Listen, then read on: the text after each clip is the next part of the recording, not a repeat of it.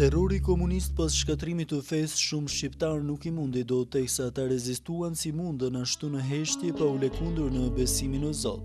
E tillë është edhe kjo grua e cila sot mban mbi supe 85 vite, pjesë e të cilës është dhe koha e të ndalurit të besimit nga ish diktatura komuniste. Përkundër terrorit e frigës në shtëpinë e Mrika Prendit në gjigjen të Pukos, edhe në kohën e diktaturës është ruajtur Ungjilli 1900-s si dhe një kryq i cili mendohet të jetë ende më i hershëm. Libri i Shenjtë i reziston edhe sot kohës, teksa e moshuara tregon se si familja e saj e mbajti Ungjillin shekullor të fshehur për 50 vite diktaturë. Si e ruajtët të kur hyri komunizmi?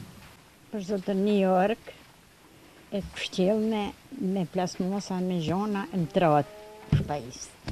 Se kemi shqit për shpaje, ba fish. Aty keni mbajt? Aty kena mbajt.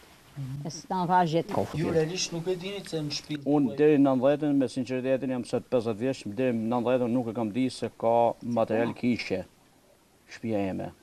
Në 90-ën, bile në 90-ën ishin totalisht, na ka thirr baba të gjithë fëmijëve dhe na ka thënë se shumë të kështë dihet se si shkon jeta, që materiali mos vjen në dorë, jenë gjana të shenjta. Sot, Ungjilli dhe Kryqi i Shenjtë janë ndër pasuritë më të mëdha për zonën dhe më gjerë. Dyshimet për çdo gjë shuhen veç pas përbetimit mbi këtë libër të shenjtë, të cilin e përdorin thuajse e gjithë veriu i vendit. Edhe sikur ta di që më ka bro, boni be, ne jena të lirë. Nuk e kena mo, na ka pra, është një besimtar, një besim tepër i madh për ne.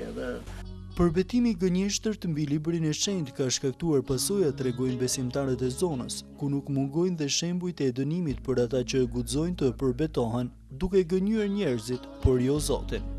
Si e jep provën ki? Ki nga çlirimi që mban monti, edhe unë e di saktë tim ke babi mrën në shti.